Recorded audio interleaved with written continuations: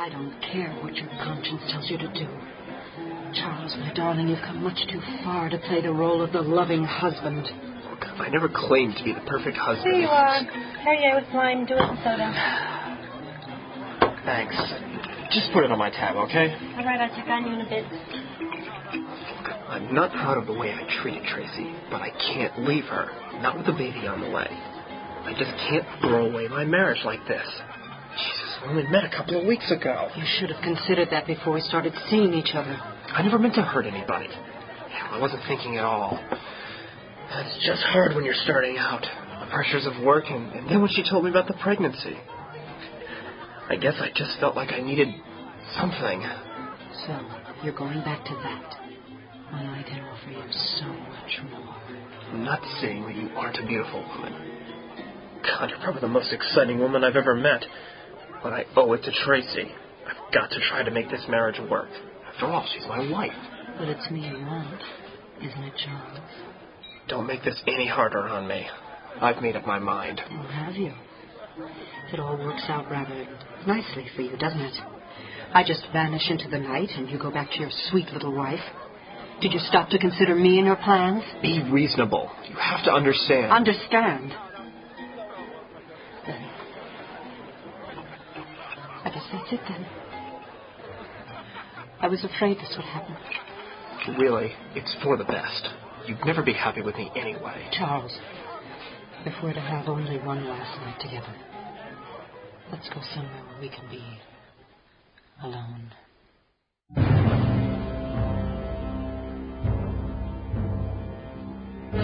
There are some areas of the human mind, and indeed of the world we live in, that were never meant for investigation. There are always those who delve into the darker worlds of knowledge, and many pay with their sanity for their interest. Some of these unfortunates are taken in by the Hayward Foundation, an organization that studies paranormal experiences and their effects on humanity. It is cases such as these that are sent to a restored mansion in a small coastal town in Maine, a center for the care and study of the insane. Since the 1920s, this place has been known as the Hayward Sanitarium. Come in. Ah, Gordon. Well, I'm sorry to bother you, Atwater, but there's a new twist to the Cassador case. It's right up your alley, so I thought I'd ask your advice. That would be Maria Cassador, right? Yes, the Vermont vampire. Ah, yes. I believe you remember the newspaper stories. Yes, the tabloids had a field day with it. Sexy bloodsucker kills dozens. The Foundation really had to work to get her here. Every institution in the country wanted a chance to observe such an unusual patient. Well, she shows none of the symptoms that accompany this form of delusion. Also, the framework of the delusion itself is very complex. She has abandoned the traditional supernatural explanation of vampirism in favor of a scientific rationale. You mentioned a new twist? Yes. It's a relatively new development in the case, Richard. 2 weeks ago, the patient began having odd dreams. So I put her on the EEG. Her brainwaves showed some unusual patterns. I showed them to Dr. McLeod. And what did he say? He's never seen anything like them. Here, look for yourself. I haven't either. The right brain activity is almost overwhelming in comparison to the left. Almost as if the one side is dormant. Tell me, did you double-check for equipment malfunction? Yes. The diagnostics showed all systems were functioning within normal parameters. Does she remember the dreams themselves? Well, she claims not to, and she won't allow me to hypnotize her. I wondered if you knew of a way to get her to open up. Well, there's something I used once before. But I'd have to conduct the interview myself. Is that a problem with you, Gordon? Oh, no, of course not. I think you'll find her quite fascinating. Actually, she's so sophisticated, sometimes I almost believe her myself. She must be quite persuasive to sway a skeptic like you, Gordon. I'll have to watch myself. Don't worry. I'll be in the observation room doing it for you. Come in.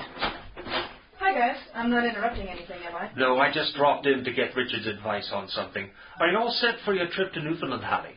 Yeah, I'm on the way out the door. I came to say goodbye to you two. I knew you were leaving soon, but I didn't realize you were going this morning. It's at least a 9-hour drive to Cape Tormentine. I want to get there as early in the evening as I can. Well, is the rest of your team already there? Yes, they got there on Friday to start setting up the equipment. Well, how long do you expect it to take? No more than a couple of weeks, I hope, though you never know what we might dig up. Oh, Richard, I was wondering what you're doing with Dermot.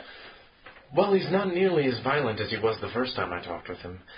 In fact, I'm thinking about decreasing his medication. Progress is slow, but I think he's starting to trust me a bit more. Are you sure that's a good idea, Richard? Dr. Chandler seems to think that he's completely unstable without large doses of Levolence. Well, I agree that O'Brien is unstable, but I believe it's no longer necessary to keep him on such massive doses. I've conferred with Dr. McLeod, and he says it's worth a try. I'll leave you two to talk shop. I gotta get going. See you later. Well, I should get busy as well. Rounds to make, you know. Goodbye, Hallie. Bye, Hallie. Have a good trip. About the Cassador case, Gordon. I've got some free time this afternoon, if that's convenient. Well, it's all right for me, but I'm afraid it won't do. Well, why not? Well, we have to wait for the patient to wake up, old man. Vampires don't rise till the sun goes down. See you tonight.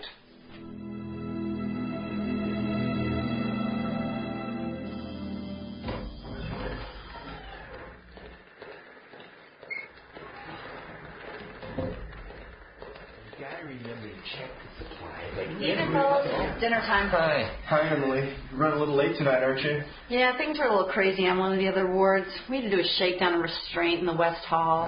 That's to be expected, I guess. You know, things are a little bit more wild when the room is full. Yeah, we better hurry up and get the food out. I imagine you can take it from here. I'll be back for the cart when I come down to make the medication run. Okay. Oh, by the way, you need to unlock the one-way room for a session. Dr. Fox and Dr. Atwater will need it. Is that possible, Robert? Sure, I guess. They'll be working with the girl in 26. 26? I wasn't notified about it. But... They set it up this afternoon. It's all okay. All right, I'll see to it. We'll have the trays ready when you get back. Okay, bye, guys. Bye, Emily. All right, I'll do odd numbers. Oh, wait a minute. I took the tray to her last time. Are you two still scared of going to the end of the hall? She doesn't bite, you know. Are you kidding? She's locked up. What are you worried about? Look, she gives me the creeps, man. I did it last time. It's his turn. If you're going to be that way, I'll take her tray down. Jesus, you think she was Count Dracula or something? She is. She's spooky. Good evening, Robert. Good evening. Here's your dinner, ma'am. No, thank you. I'm not hungry tonight. Well, you really should try and eat something, miss. You haven't had anything to eat in 4 days. Don't waste your time worrying about me. I'm just fine. Well, I'll just leave this here in case you change your mind. I'll be back in a bit. Dr. Fox should be in to see you soon. Thank you, Robert. You really are a sweet boy. Be a dear and turn out that hall light, will you? You know how sensitive my eyes are. Yeah, sure.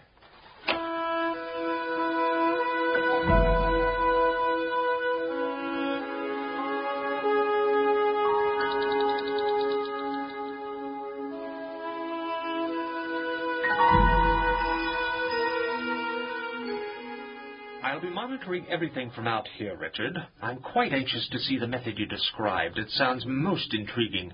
Supposedly she hasn't eaten in nearly 4 days, yet she maintains excellent health. I suspect the orderlies aren't checking her trays closely enough and she's sneaking food. Interesting. Perhaps she's projecting the vampire image by abhorring normal sustenance. Oh, that's what I would think. She goes to any length necessary to make her delusions appear as real to those around her as they are to herself. It's amazing how complicated the whole fantasy is. Does she show any sign of split personalities? Well, you'd expect that, wouldn't you? But it's very strange. It's as if she's lost her own identity in making the alternate self so complete. Her vampire persona has total control of her psyche at all times. The self who perpetuates the fantasy is unrecognized, completely ignored by the conscious mind. So she would be unaware of such actions as, say, concealing the fact that she's eating, to make other people believe in her fantasy. She does these things in a kind of sleepwalking mode. Is that what you're suggesting? The only other possibility is that she is aware of all her actions, and her ability to lie is beyond the depths to which normal analysis can delve. Of course, there is another case scenario. What's that? Something I overlooked. Well, she could be telling the truth, Richard. She could actually be a vampire. But seriously, she can catch you quite off guard. Don't let her deceive you. Her cruelty knows no bounds. Her last internment was at the Willard Hospital in Baltimore. She convinced them of her sanity, and then after they released her, she ruthlessly slayed well over 20 individuals. She could be the most dangerous patient to be ever held here. Show extreme caution.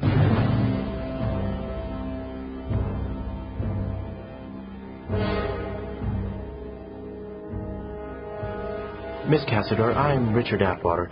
Dr. Fox thought it might be a good idea if you and I got to know each other. Would that be all right with you? Isn't that just lovely of Dr. Fox to think of me? I'm delighted to make your acquaintance, Richard. Are you a psychiatrist also? I've never thought of Gordon as one to arrange blind dates. Well, I am a doctor. I've been asked by Dr. Fox to look into some of the strange points in your case. Strange? Come now, darling, let's not mince words. To be honest, Miss Cassador, I would like to examine some of the physical manifestations of your case. Sleeping only by day, for instance, or your lack of appetite. Dr. Fox is beginning to believe that there may be a pathological basis for some of your problems. So I'm diseased now, Doctor. Careful, it might be catching. That's not precisely what I meant, Miss Cassador. Maria. What I mean, Maria, is that your vampirism may have a medical as well as a psychological basis. Many doctors think that the vampire legend was actually based on people who suffer from a disease called... Porphyria. Yes. Some of the symptoms are bloodshot, light-sensitive eyes, and highly photoallergenic skin. That's not what I have. Doctor, tell me, are you married? I'm a widower, actually. I'm so sorry. Do go on, please. Excuse my interruption. Yes, well, in any event, we would like to explore all the possibilities so that we can help you. All the possibilities, Doctor. That sounds alluring. Are you sure my delusion, as you call it, might not be some form of sexual aberration? Perhaps I'm like a black widow spider killing my mates. That sounds a little too Freudian for me. We know you don't have porphyria, but you may have a disease that hasn't been identified yet. Oh, do you think they'll name it after me? Perhaps they'll call it anemia cassadoria.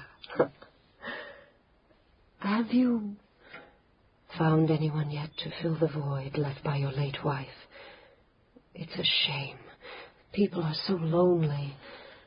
I get very lonely myself sometimes. I'd like to look at your eyes this evening. Oh, Doctor, we've just met. No, I meant that I would like to examine them for sensitivity. Oh, I don't think you'll ever meet anyone quite as sensitive as me, Richard. This is just a simple test for light sensitivity of the retina.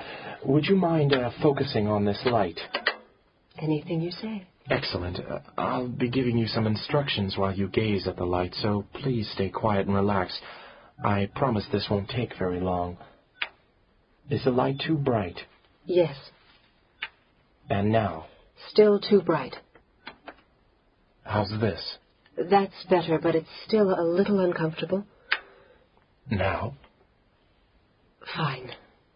Now, every once in a while you'll see a different colored light flash. I want you to tell me what color it is when you see it. All right. Let's begin. Blue. Green. Yellow. Green. Blue. Blue. Violet. Green. Blue, violet, yellow, blue, blue. Maria, you're quite relaxed now, aren't you? Yes, I'm going to count backwards from 10 to 1 now, and when I reach 1, you will be completely relaxed and aware only of the sound of my voice. 10, 9, 8, 7, 6, 5, 4, 3, 2, 1. Maria? Yes. Why don't you tell me about your dreams? Not dreams.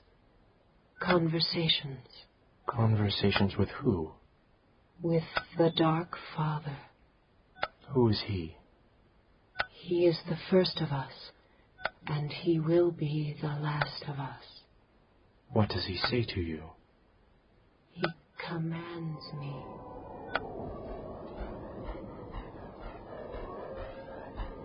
I have called to you, my child, and you have answered. You are a loyal daughter. I am a loyal daughter. What do you wish of me? A small thing. I wish you to kill a mortal man. He has stumbled upon knowledge that I do not wish revealed.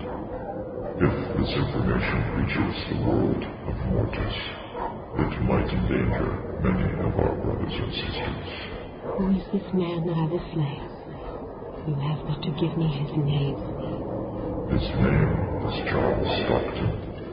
He is an agent of the Federal Bureau of Investigation. How am I to escape from this place?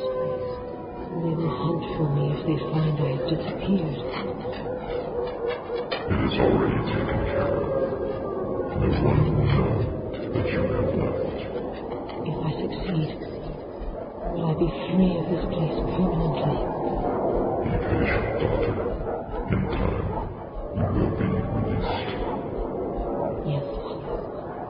All will be done as you say. So, did you find this man and kill him? Of course. You had no problem leaving the hospital and finding him. The walls could not hold me. Tell me how you found and killed this person. He was easy to locate. I finally met him in a nightclub. He had fought with his wife earlier that evening and had left his house in anger. His thoughts were dark and easily turned. Such a simple man. You killed him that same night? No. The perfect opportunity had yet to present itself, and he seemed amusing. I decided I couldn't resist having some fun with the dear man. Each night I left the cell. He would meet me. He could not control himself. He could not resist. For weeks I possessed him completely. His every thought, his every breath. Then events turned, and I had to draw the game to a close. I was afraid this would happen. Really, it's for the best. You'd never be happy with me anyway. Charles, if we're to have only one last night together, let's go somewhere where we can be alone. I don't know if that's such a good idea, Maria. I can't keep lying to Tracy. I told her that I just had to check out some things at the office. I should get back. You won't have to worry about her, my darling. I'm certain of that. Settle the check and let's go.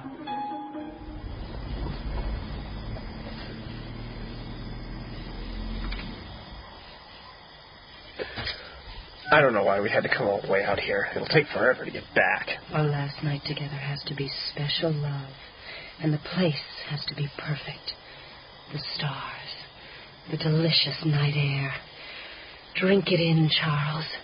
Feel it caress you like a loving hand. Do you want me to put on some music? Of course not, darling. It'll drown out the music all around us. The night has its own melody, but few ever hear it. You have to be part of the darkness to truly appreciate it. Part of the night? Maria, you have such an imagination. It's a wonder you aren't an actress or something. Oh, but I am an actress, Charles. A very good one. Oh, really? Yes. You see, Charles, every time I'm with you, I pretend that I'm human. Oh, that's rich, Maria. I'm not joking, Charles. I've never been more serious. I'm a vampire. Oh, give me a break, Maria. I suppose you took me out here to bite my neck and drink my blood? How did you ever guess? You clever man. Well, why don't you come a little closer, Count Dracula? All right. Damn it! You did it! I don't believe it! I'm bleeding. Are you crazy?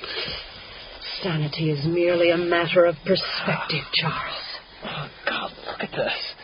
I'm bleeding everywhere. Over my shirt. I'm going to explain this. What were you thinking? Some kind of kinky game? Or is it just your jealousy? You aren't listening to me, darling. I'm afraid that you men just never learn. It's time, Charles. Time for you to die. Oh, you're crazy. That's it. Can't you see that I have to go back to Tracy? I didn't want to hurt you, Maria. I'm sorry it had to be this way, but I just don't love you. You mortals in your love.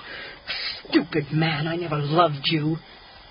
I'm just a little girl, still playing with my food. Now come closer, darling. Let me kiss you again. Oh, no. Get the hell away from me.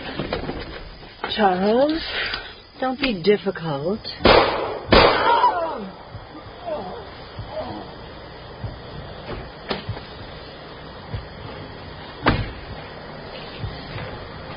I borrowed your gun without asking. I hope you don't mind, my dear. Well, we can't have you running out on me now. And you did take the keys with you. God, why are you doing this to me? Oh, Tracy.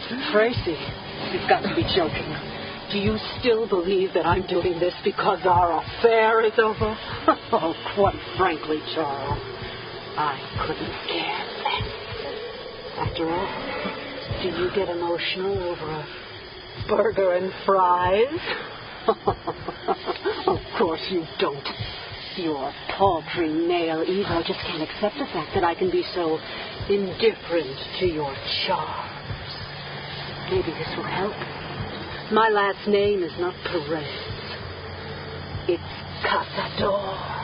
Cazador? They put you in an insane asylum. It's a charming little place in Maine, actually. All the doctors there are quite taken with me. And I can leave whenever I want to. Locks can't hold me, Special Agent Stockton. I must say, I don't see what they think is so special about you. You seem like such a small, insignificant man. Why, you picked me. If I worked for the Bureau... It wasn't my decision. Actually, I can't tell you how hard it was to resist finding more challenging prey. But orders are orders, and I was told that you know too much about a certain corporation. Oh, moral industry. What do you care about that? I might say it's a family matter. I have to ask you one more thing, Charles. What? Will you hate me in the morning? No! Well, I guess you won't be around in the morning. Which do you like better at a funeral, Charles? Lilies or white roses? Oh, do be still. You'll ruin my new dress. It's a shame I had to shoot you. What a waste of good blood. So you drank his blood? Yes. What did you do with the corpse and the car? I left the body there and drove the car to a place more convenient for my return to the sanitarium. And this is the reason behind your lack of appetite, because you just fed? Yes. How long ago was it that you killed him? 4 nights past. Will Stockton become a vampire now? No. There was no mingling of my blood with his. Have you heard from the Dark Father since you killed him? He will call again when he has use for me. Have you left your room since? No, not yet. When will you need to feed again? When I feel the thirst. Now, Maria, I am going to count backwards from 10 to 1. When I reach 1, you will awaken, and you will be unaware of our conversation. You will remember only that you had an eye test. 10, 9, 8, 7...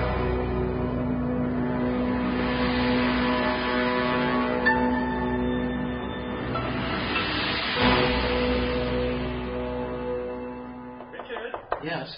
Good morning. I just wanted to tell you again how impressed I was with that hypnotic technique you used on Maria. It's interesting, isn't it? I learned it from a professor of mine in Oxford. He was quite an innovator. I hope her story will be helpful. It's a fascinating delusion. Absolutely fascinating. She truly believes that she could leave here and drink human blood. By the by, I asked Robert if she ever had disappeared from herself, just to be certain. What did he say? He looked at me as if I were mad myself. I did some research on our case last night after the session. Something she had said struck a chord in my memory. Really? What was it? It took quite a while to find it, mostly because I was looking in the wrong file.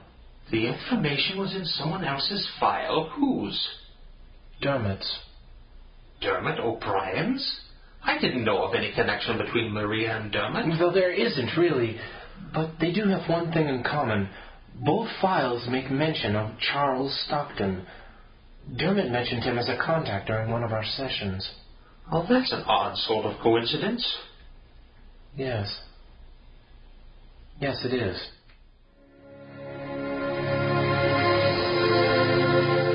You have been committed to Hayward Sanitarium. Written, directed, and produced by Matthew Bocco and David Johnson. Executive producers Tom Hollicky and Tony Brewer. Sound design by John Weber. Engineering and Foley team led by John Weber and Richard Fish, including Tim Arnett, Dan McDevitt, Doug Black, John Young, and Dan Zadroga. Featuring Mike Kelleher, Diane Conrad, Andrew Peloso, Alexandra Aufterheide, Richard Fish, Mark Shadd, Tom Hollicky, Laura Britton, David Johnson, Tim Arnett, Victoria Johnson, Matthew Bocco, Eric Rosser and Mark Fedderson, and Ginger the Dog. Studio facilities provided by Lodestone Productions and Razor Digital. Hayward Sanitarium is made possible by grants from Lodestone Productions and Razor Digital and the generosity of its cast and crew. Copyright 1992. Hayward Sanitarium is a last-minute production.